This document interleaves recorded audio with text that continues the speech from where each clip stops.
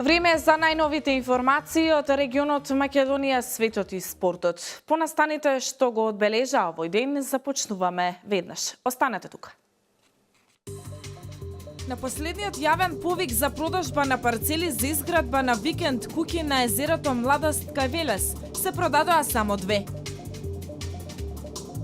Велешанец вршал семено насилство и со пиштол се заканувал на сопругата и синовите. Се уште постојат отворени места за поголем дел од студиските програми на Универзитетот Гоце Делчев од Штип.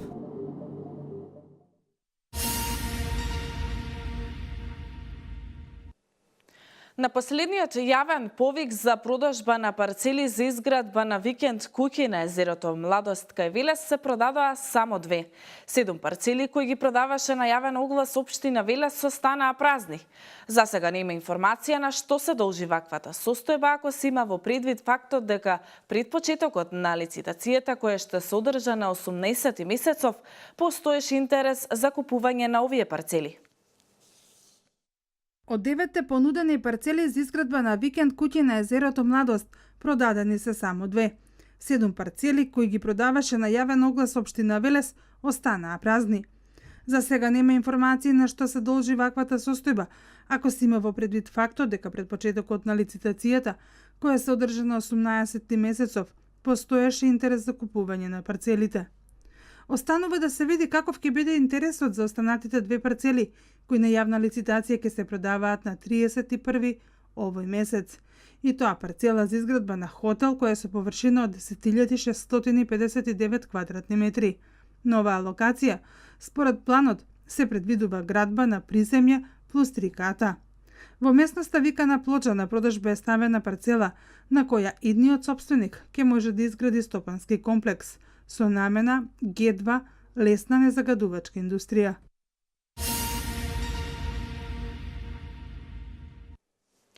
Со скратените средства за проектот климатска рехабилитација на децата од Велес, СДСМ удри по џебот на родителите. Тие сега се приморани да плаќаат 1500 денари повеќе од минатата година, велат од Општинскиот комитет на ВМРО ДПМН Велес. 43 деца од Велес заминаа на климатска рехабилитација и покрај откажувањето на владата на СДС, проектот и оваа година се реализираше. Од ВМРО ДПМН велат дека упорноста на родителите и поддршката од општината предводена од ВМРО ДПМН овозможиле реализација на истиот.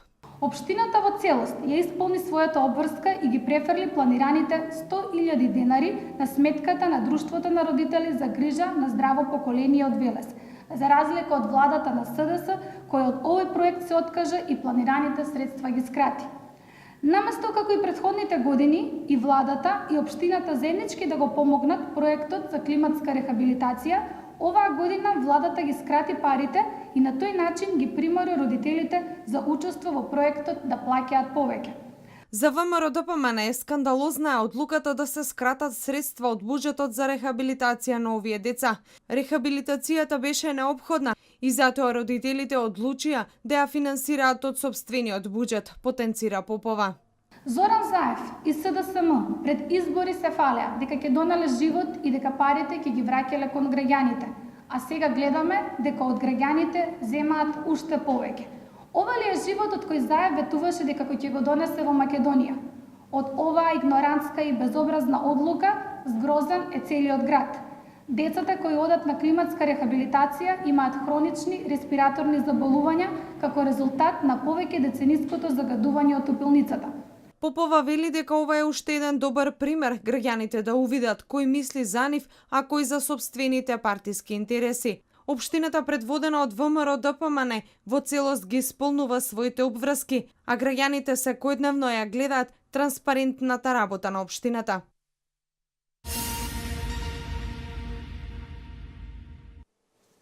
До петок, поточно до 1 септември, трае пријавувањето за субвенционирање на новите овошни и лозови насади за набавка на добиток. Колешката Валентина Михајловска повеќе на оваа тема. Пријавувањето за субвенционирање на новите овошни и лозови насади и за набавка на добиток трае до петок. Повикот се однесува за подигнување нови повеќегодишни лозови, овошни и медоносни растенија, како и набавка на добиток од признати одгледувачи од Македонија и странство, а насадите и добитокот треба да се купени во периодот од крајот на октомври минатата година до крајот на август оваа година. Барањата што не се поднесуваат електронски нема да се разгледуваат, а крајниот рок за аплицирање е до 1 септември. Финансиската поддршка се исплаќа по принцип на кофинансирање. Корисникот добива од 50% од одобрените прифатени трошоци за завршени и исплатени инвестиции. Стапката на кофинансирање се зголемува до 75% во случаите кога баратели се млади земјоделци и кога инвестицијата е лоцирана во потешко достапните и подрачјата со ограничени можности.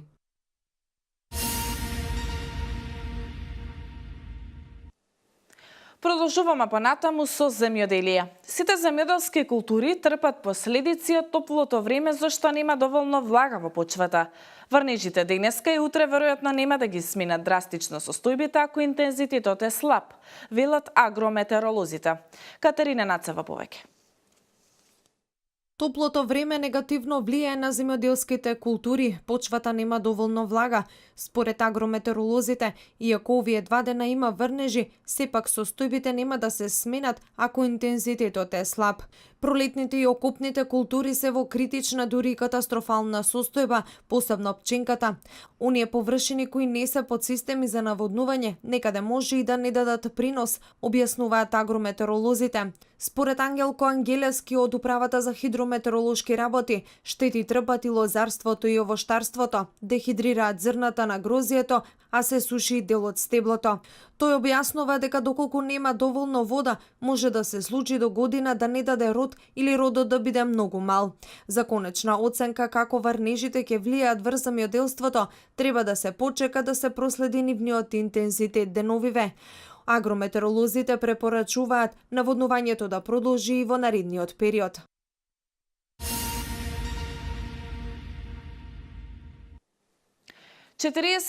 Годишната Велешанка Б.Г. ноќеска побарала полициска помош откако крвнички била претепена од сопругот Г.А. 47, кој на неа и двете деца им претел со вперен пиштол дека ќе ги убие, тврди МВР.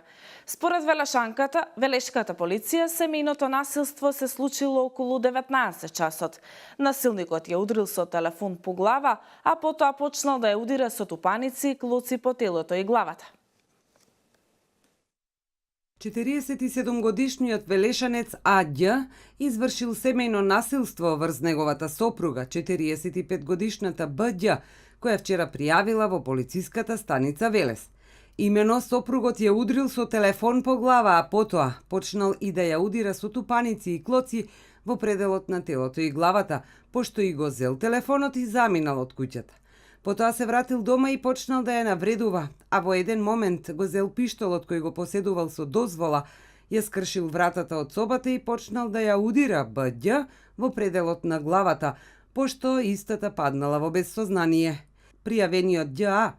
го вперил пиштолот во неа и двајцата синови заканувајќи се по нивниот живот, пошто заминал од куќата. Б.Ѓ. била префрлена во јавната здравствена установа Велес, каде и биле констатирани телесни повреди.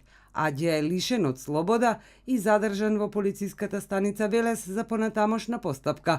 Од СВР Велес информираат дека се работи на целосно расчистување на случајот.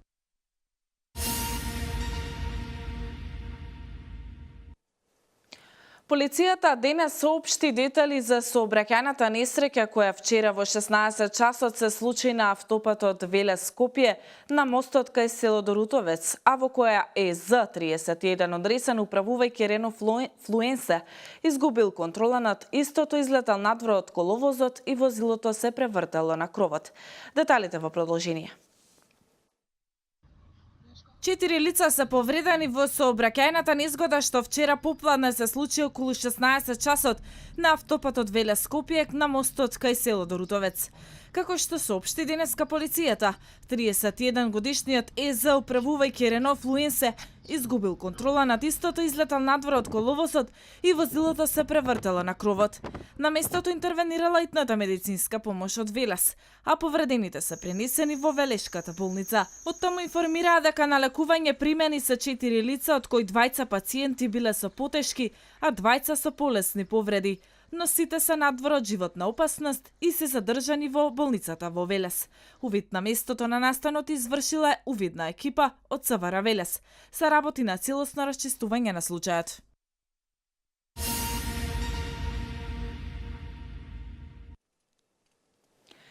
Се уште постојат отворени места за поголем дел од студиските програми на Универзитетот Гоце Делчев од Штип, со исклучок на Факултетот за медицински науки, каде поголем дел од квотите се веќе пополнети. Има слободни места и во Кавадаричкиот наставен центар, кој ќе продолжи со работа, информираше денеска на пресконференција во Кавадарци Кирил Барбарев, проректор на Универзитетот. Слободни места за упис на студенти има на дисперзираните студии во Кавадарци, кои се во рамки на Универзитетот Гоце Делчев од Штип, информираше денеска на пресконференција Кирил Барбареев, проректор на Универзитетот. Тој истакна дека вториот уписен рок е во завршна фаза, а на 4 и 5 септември вратите ќе бидат отворени за сите студенти кои ќе имаат можност да се запишат во третиот уписен рок. Се уште постојат отворени места за поголем дел од студиските програми, со исклучок на Факултетот за медицински науки, каде што поголем дел од квотите се веќе пополнати. Генерално на другите студиски програми има слободни места и во наставниот центар во Кавадарци. Станува збор за студиски програми на Земјоделскиот факултет, на Факултетот за природи и технички науки и на Факултетот за информатика. Во изминатите години со отворањето на овој наставен центар, околу 1300 кандидати од овој град се запишале на некој од факултетите при универзитетот.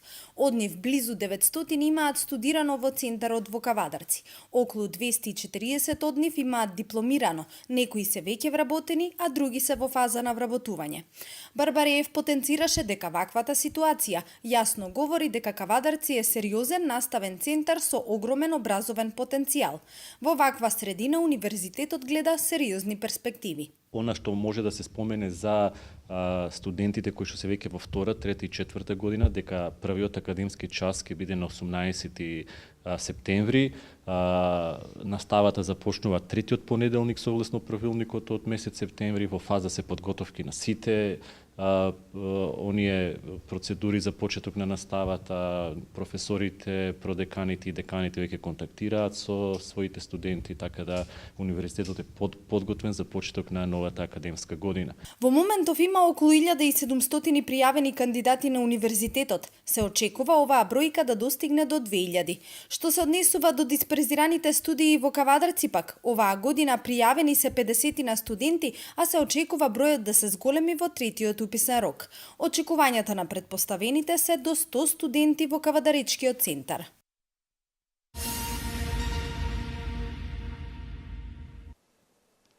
Исполнет е бројот на ученици во Општинскиот училишен дом Лазар Лазаревски во Велес. Вкупно се примени 203 ученици кои ќе престојуваат во домот.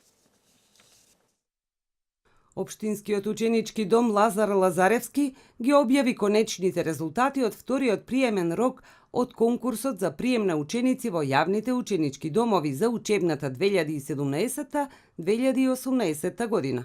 Вкупно се примени 203 ученици кои ќе престојуваат во домот. Вселувањето на примените ученици започнува од 31 август оваа година. Домувањето на учениците од средните училишта во интернатите во земјава е бесплатно. Министерството за образование и наука информираше дека учебната 2017-2018 година за јавните основни и средни училишта ќе започне на 4 септември в понеделник. Календарите за организација на учебната 2017-2018 година во јавните основни и средни училишта ќе бидат објавени во службен весник на Република Македонија.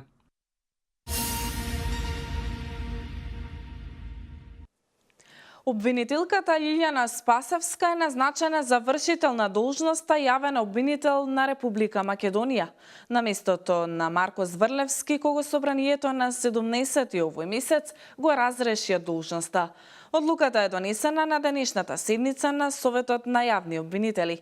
Спасевска ќе извршува должноста до изборот на нов јавен обвинител на Република Македонија.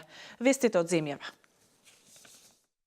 Со седница на Комисијата за надзор над работата на Управата за безбедност и контраразузнавање и на Агенцијата за разузнавање започнува работата на пратениците. Седницата е закажана за утре, а на дневен ред се извештаи за работата на Управата за безбедност и контраразузнавање за 2016 година и на Агенцијата за разузнавање. На 4 септември е закажана пленарна седница на која пратениците треба да расправаат за предлогот за огласување и именување јавен обвинител на Република Македонија. По разрешувањето на државниот јавен обвинител Марко Зврлевски, владата на 22 овој месец донесе заклучок да му предложи на Собранието на Република Македонија да го огласи именувањето јавен обвинител на Република Македонија. Постапката се спроведува согласно член 41 од Законот за јавното обвинителство.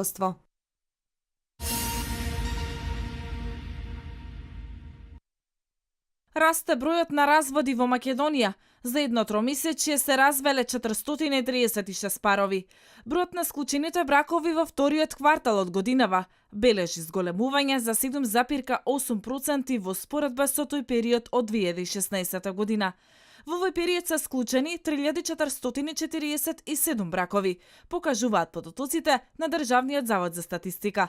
Речиси двојно поголемо зголемување во истиот период бележат и разведените бракови. Со ова 3 месечи од годината се разведени 436 бракови, што според Државниот завод за статистика е зголемување од 13,5% во споредба со истиот период од 2016.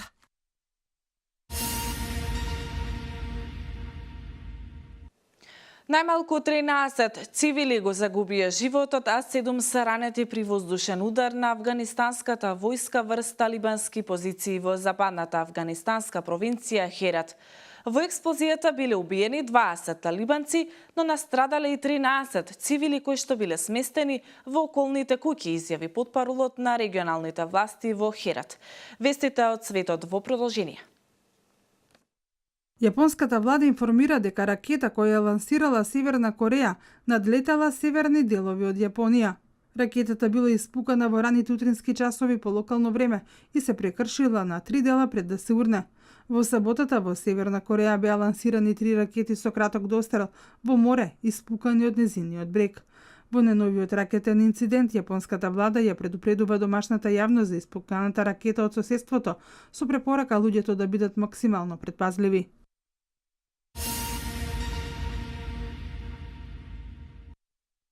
Бурата Харви во американската држава Тексас зад себе остави пустош. Штетите првично се проценуваат на $1,000,000. Агенцијата Bloomberg, пренесувајќи ги првичните проценки на компанијата за анализа Enki Research, пренесува дека штетите се проценуваат на околу $30 милиарди. Ако се земе во предвид проценката на аналитичарите во областа на осигурувањето, сумата на штетите причинете од Харви се очекува на крајот да достигне до $100 милиарди. Властите во Хјустон информирале дека спасувачките екипи спасиле 2000 лица, а голем број очекуваат помош. Властите во градот работат заедно со Црвениот крст за да обезбедат храна и облека, но и за солниште за најзагрозените жители.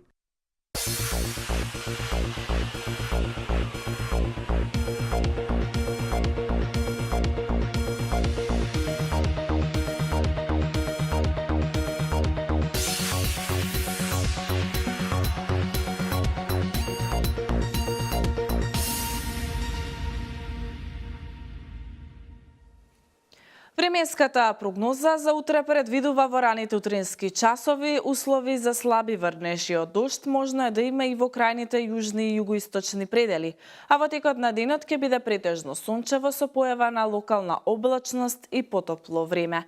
Утринските температури од 7 до 16, додека пак максималните дневни од 22 до 32 степени. Во четврток и петок по свежото утро сутрински температури од 5 до 14 степени, степени. Во текот на денот ќе биде претежно сончево и потопло време со максимални температури кои ќе се движат од 23 до 33 степени, односно 25 до 35 степен. Тоа е се за овој дневник. Јас ви благодарам што бевте со нас изминативе 30 на минути. Пријатно.